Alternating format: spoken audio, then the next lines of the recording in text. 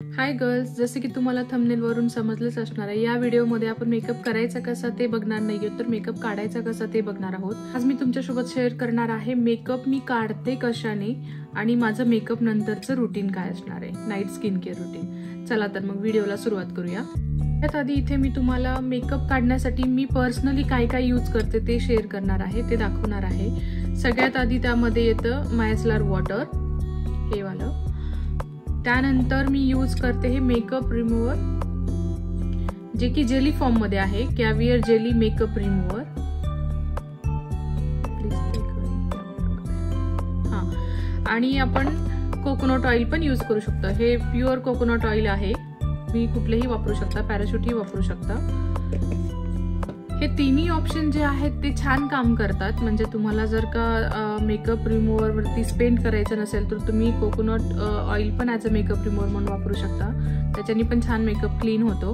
त्यानंतर तुम्ही मायसलर वॉटर ही वापरू शकता, हे थोडंसं अफोर्डेबलमध्ये येतं. आणि थर्ड ऑप्शन आहे हे की मेकअप रिमूव्हर जेली, थोडंसं एक्सपेन्सिव्ह आहे, पण याच्याने मेकअप रिमूव्ह होतं आणि तुमचं स्किन अजिबात म्हणजे ड्राय होत नाही. खूप इझिली मेकअप डीपली क्लीन होतो आणि सोबत सोबत हायड्रेशन पण मिळतं. सो हे तिन्ही ऑप्शन्स आहेत.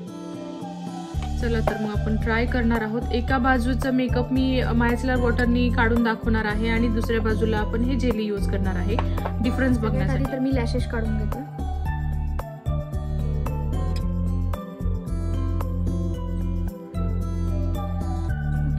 तर या बाजूला मी मायसलर वॉटर यूज करणार आहे. त्यासाठी मी घेईन कॉटन.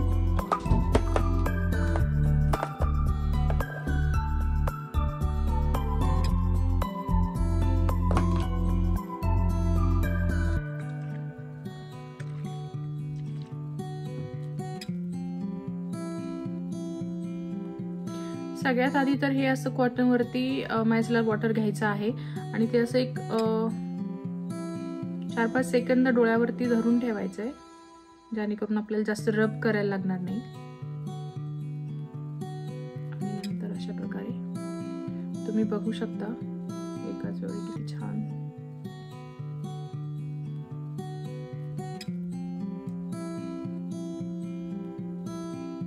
तुम्ही जर का वॉटरप्रूफ मस्कारा वगैरे लावला असेल तर तो थोडंसं निघण्यासाठी असं धरून ठेवायला पाहिजे. जास्त रब नाही करायचंय मस्कारा काढण्यासाठी. असं खालच्या डायरेक्शन मध्ये जस्ट कॉटन पुल करायचंय.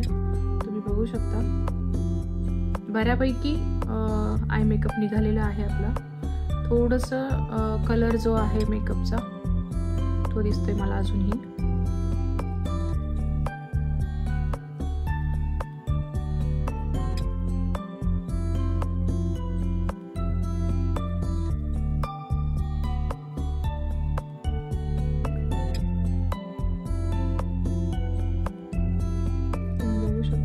पूर्ण निघालेला आहे.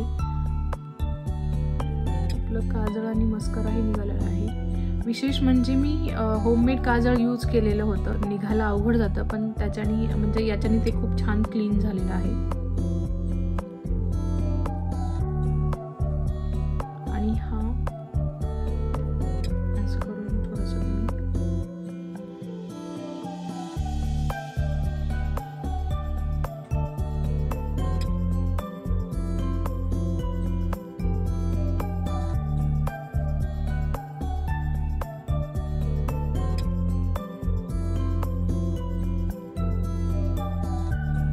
तुम्ही हवं तर अजून एका कॉटन पॅडवरती वॉटर घेऊन करू शकता, पण हा रिझल्ट आहे.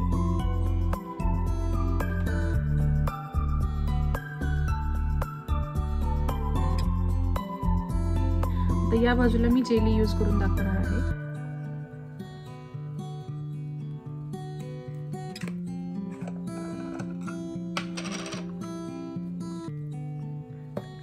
याच्यासोबत एक स्पून येतो छोटासा, तो आता मला भेटत नाहीये, सो मी हातानेच घेणार आहे. हे अशा फॉर्म मध्ये आहे. हे ऍक्टिव्ह कॉम्प्लेक्स असे बेरी, थोडंसं हलका फ्रेग्रन्स पण आहे याला.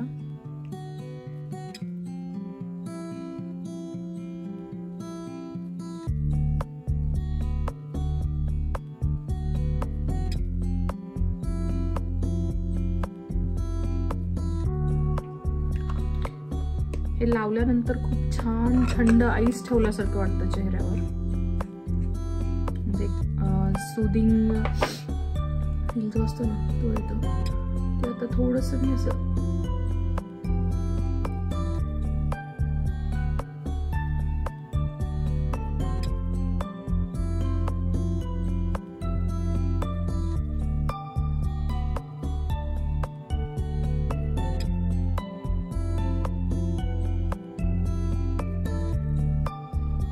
गारगार वाटतं चेहऱ्याला मेकअप रिमूव्ह करताना, म्हणजे हार्श फील होत नाही.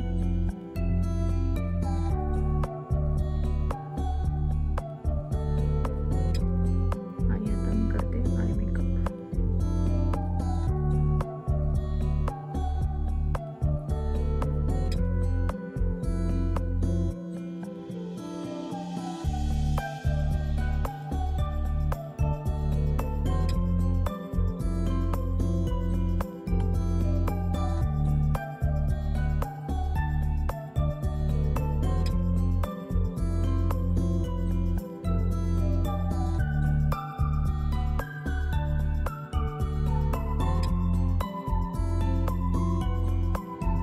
त्याचा एक ड्रॉबॅक हा आहे की मेकअप रिमूव्हर जेलने जर मेकअप रिमूव्ह करत असला तर चेहरा असं एकदम भुतासारखा होतो, मेकअप पूर्ण चेहऱ्यावर पसरतो.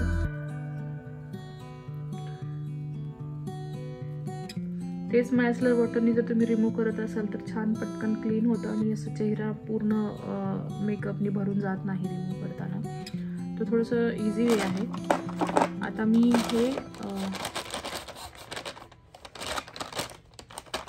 वाइप्सनी साफ करून घेणार आहे, मेकअप रिमूव्हर वाइप्सनी.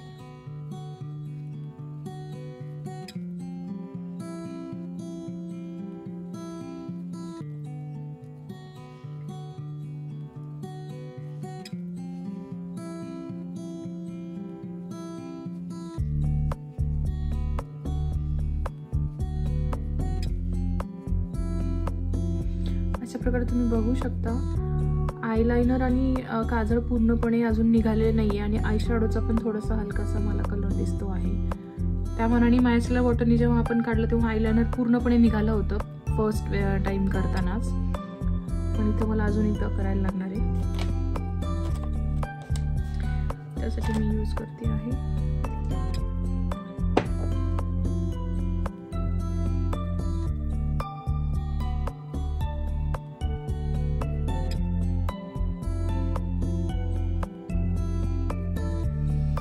पण जर बाकीचं बघाल तुम्ही तर पूर्ण असं क्लीन म्हणजे पोर्स जे आहेत ते परत ओपन झाल्यासारखे वाटत आहेत आणि आतमध्ये जो काही मेकअप गेलेला असतो तो पूर्ण निघतो एका वेळेस. तेच या बाजूला मला थोडंसं आणखीन मेकअप हलकासा असल्यासारखं फील होतोय, पूर्ण डीपली क्लीन झाल्यासारखं नाही वाटत इकडे या बाजूला. पण आय मेकअप हा पूर्णपणे निघालेला आहे मायसलर वॉटरने. आता आपण लिपस्टिकसाठी कोकोनट ऑइल यूज करूयात.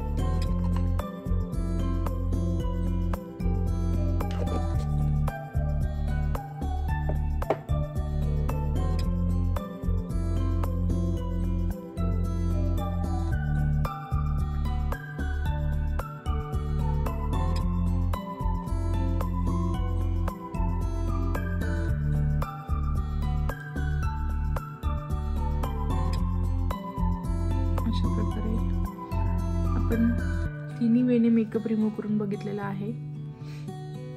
तुम्हाला कुठली आवडली मला नक्की सांगा. आता आपण करणार आहोत फेस वॉश. त्यासाठी मी यूज करणार आहे सेटाफिलचं जेंटल क्लीन वॉश, जे की सगळ्या स्किनसाठी चालतं आणि डोळे झाकून कोणीही यूज करू शकतं असा हा फेस वॉश आहे. मी पटकन फेस वॉश करून येते आणि मग नंतर आपण स्किन केअर बघू. ओके, आता मी माझा चेहरा वॉश केलेला आहे आणि पूर्णपणे मेकअप निघालेला आहे. आता तर विदाऊट मेकअप जर माझी स्किन कोणाला बघायची असेल तर ती अशी आहे. नाईट स्किन केअरमध्ये आता मी सगळ्यात आधी यूज करणार आहे आय क्रीम. मला विचाराल तर नाईट स्किन केअर रुटीन हे माझ्यासाठी स्किन रिपेअरिंग टाईम आहे. कारण जे काही स्किन ट्रीटमेंट तुम्हाला करायचे असतात, ट्रीटमेंट ॲज इन जे काही तुमच्या स्किनवरती प्रॉब्लेम आहेत किंवा तुम्हाला ते ट्रीट करायचे आहेत, त्यासाठी तुम्ही जे कुठले प्रोडक्ट वापरणार आहात ते नाईट स्किन केअरमध्ये वापरायचे. कारण आपल्या स्किनला तेवढा टाईम भेटतो किंवा रात्री आपण शक्यतो बाहेर जात नाही. जे काही आपण लावतो ते त्याचे सगळे बेनिफिट्स आपल्याला मिळतात. आणि काही काही प्रोडक्ट असे असतात, ॲक्टिव्ह इन्ग्रेडियंट असतात, जे की तुम्हाला सनलाईटमध्ये अजिबात लावायला नाही पाहिजेत, तर ते तुम्ही रात्री वापरू शकता.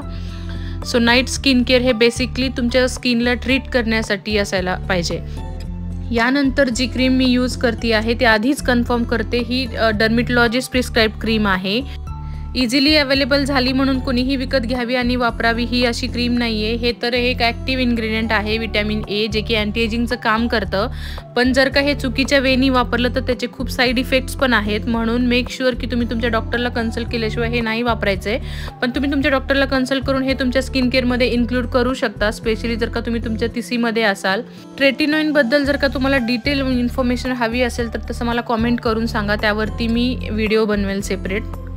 पण प्लीज मी तोपर्यंत एक सांगेन की तुम्ही व्हिडिओज बघून किंवा यूट्यूबवर बघून ही क्रीम अजिबात वापरू नका किंवा वापरायला नाही पाहिजे, कारण ह्याचे साईड इफेक्ट्स खूप डेंजर आहेत. याऐवजी तुम्ही सिरम्स वापरू शकता, ज्याच्यामध्ये माइल्ड प्रमाण असतं रेटिनॉलचं, आणि जे तुम्ही म्हणजे कोणीही वापरू शकतं, तर ते तुम्ही वापरू शकता. किंवा तुम्हाला सिरमबद्दल पण इन्फॉर्मेशन हवी असेल किंवा स्किन केअर बाबतीत कुठलेही क्वेश्चन असतील तर तसं मला कॉमेंट करून सांगा, त्यावर तसा मी सेपरेट व्हिडिओ घेऊन येईन. जसं की हे मी माझं स्किन केअर दाखवते, सो हे सगळ्या स्किन टाईपसाठी सुटेबल नसणार आहे. त्यानंतर मी पेट्रोलियम जेली यूज करणार आहे सेन्सिटिव्ह स्किनवरती, जसं की नाकाच्या बाजूला, डोळ्याच्या बाजूला आणि ओठांच्या बाजूला. ट्रेटिनॉइन तिथे अवॉइड करून जरी लावली असेल तरी तिथे स्प्रेड होऊन जाऊ शकते, सो त्यावर वॅसलिन हे हिलिंगचं काम करेल.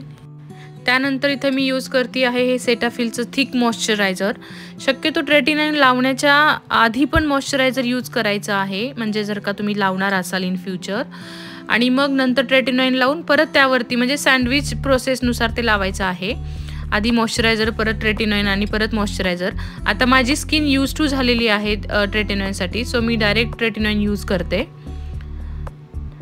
पण मेक शुअर की त्याच्यानंतर एकदम थिक मॉइश्चरायझर आणि जास्त भरभरून मॉइश्चरायझर लावायचं आहे. मी म्हणल्याप्रमाणे हे एक ॲक्टिव्ह इन्ग्रेडियंट आहे, ज्याच्याने तुमची स्किन रिॲक्ट होऊ शकते. कधीकधी तर खूप वाईट प्रकारे रिॲक्ट होऊ शकते.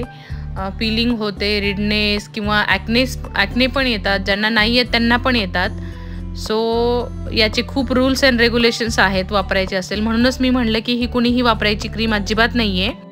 आणि तुम्ही कुठल्याही प्रकारचे जर ॲक्टिव्ह इन्ग्रेडियंट वापरत असाल तुमच्या स्किन केअरमध्ये, तर दुसऱ्या दिवशी सनस्क्रीन वापरायला अजिबात विसरायचं नाही, म्हणजे नाही. आता याच्यानंतर तुमच्याकडं जर का वेळ असेल दररोज, आणि नसेल तर आठवड्यातनं एकदा तरी अशा प्रकारचे जे काही टूल्स येतात, फेस रोलर म्हणा किंवा हा घ्वाशा दगड म्हणा, तर हे वापरायचं आहे. त्याच्याने स्किनला फायदाच होतो. ब्लड सर्क्युलेशन छान होतं, तुमचं स्किन ग्लोवी वाटतं, छान टवटवीत दिसतो चेहरा, तजेलदार वाटतो. म्हणजे अजून काय सांगू शकते मी, अँटी एजिंगचं पण काम करतं हे. रिलॅक्सिंग वाटतं. फेशियल केल्यावर कसं छान वाटतं आपल्याला पार्लरमध्ये जाऊन, एकदम छान आपलं ब्लड सर्क्युलेशन व्यवस्थित झाल्यामुळं चेहऱ्यावरती एक वेगळाच ग्लो येतो. किंवा जर का तुमची झोप व्यवस्थित झाली नसेल आणि चेहऱ्यावरती जर का सूज असेल, तर तेव्हा कसं आपण आईसनी फेस आपला वॉश करतो किंवा आईस फिरवतो, त्याचप्रमाणे घ्वाशा दगडनी जरी तुम्ही चेहऱ्याचं मसाज केला तरी पफिनेस कमी वाटतो चेहऱ्यावरचा. सो ह्या गोष्टी कामाच्या असतात, काही गोष्टी कामाच्या असतात, त्या वापरायला हरकत नाही अधूनमधून, जेव्हा कधी शक्य असेल तेव्हा तरी. रिलॅक्सेशन सोबत तुमची जर का डबल चिन वगैरे असेल तर ते कमी होण्यास पण मदत होते थोड्याफार प्रमाणात याच्याने. आणि जर का तुम्ही तुमच्या स्किन केअरमध्ये छान कुठले सिरम्स वगैरे वापरले असतील, जे काही वापरलं असेल, तर ते छान आतमध्ये जाण्यासाठी पण मदत होते, स्किनमध्ये मुरण्यासाठी पण. आणि हो, हा जर का तुम्ही रोलर किंवा दगड वापरणार असाल तर तो कोरड्या स्किनवर अजिबात वापरायचा नाही, घासायचा नाही. त्यासाठी फेस ऑइल म्हणून मिळतं, किंवा असे हे ऑइल बेस्ड जे मॉइश्चरायझर असतात, थिक मॉइश्चरायझर असतात, ते लावल्याच्या नंतरच हे वापरायचं. त्यानंतर लगे हात रोलर पण जरा फिरवून घ्यायचं, नाहीतर ते रुसून बसते मला का नाही वापरलं म्हणून. आणि हो, हे छान आहे, स्किनसाठी फायदेशीर आहे, म्हणून कितीही घासत बसायचं नाही. 10 मिनटं किंवा 15 मिनटं फार फार तर खूप झाले. जसं तूप खाल्ल्याने रूप येत नाही, तसंच एका दिवशी कितीही घासल्याने रिझल्ट दिसत नाहीत. स्किन केअरमध्ये जर का तुम्हाला रिझल्ट्स बघायचे असतील तर महिन्यानुमहिने, कधी कधी तर वर्षानुवर्ष वेळ द्यावा लागतो. मग तुम्ही प्रोडक्ट कितीही एक्सपेन्सिव्ह यूज करा. ॲडव्हर्टाईजवाले नुसतं आपल्याला वेड्यात काढतात. कुठलंच प्रोडक्ट तसं मॅजिकल काम करत नाही. आज लावले की लगेच उद्या रिझल्ट्स. एनिवेज, एवढं सगळं पॅम्परिंग केल्याच्या नंतर तुम्ही बघू शकता माझी स्किन किती हॅपी आहे आणि तिचा हॅपीनेस ग्लोच्या रूपात दिसतोय. आता मी इथे यूज करणार आहे लिप बाम फायनल स्टेप, जे की अगेन खूप इम्पॉर्टंट आहे लिप्स हायड्रेट करणं आणि त्यातल्या त्यात चांगलं क्वालिटीचं लिप बाम यूज करणं. स्पेशली जर का तुमचे लिप्स माझ्यासारखे पिगमेंटेड असतील आणि असे काळे झाले असतील सिगारेट न ओढता सुद्धा. लिप्स पिगमेंटेड किंवा ब्लॅकिशपणा जो आहे तो डिहायड्रेशनमुळे किंवा सन डॅमेजमुळे पण येऊ शकतो. त्यासाठी मी तर हे यूज करते आहे अनस्थेशिया बेव्हरी हिल्सचं मँगो फ्लेवर्ड लिप बाम, जे की खूप इफेक्टिव्ह आहे पिगमेंटेड लिप्ससाठी. आणखीन एक गोष्ट म्हणजे हे लिप बाम जे आहे ते चवीला खूप भारी, म्हणजे एकदम गोड आहे. आता लिप बाम आहे, खाण्यासाठी तर नसावं, तर मग याची चव का गोड असावी? तुमच्याकडे आहे का या प्रश्नाचं उत्तर? असेल तर मला कॉमेंट करून नक्की सांगा. आणि अशा प्रकारे माझं night skin care secret share करून झालेले आहेत. व्हिडिओ शेवटपर्यंत बघितल्याबद्दल खूप खूप धन्यवाद. व्हिडिओ आवडला असेल तर लाईक, शेअर अँड चॅनलला सबस्क्राईब करायला अजिबात विसरू नका. भेटू अशाच एका नवीन व्हिडिओसोबत. थँक्यू.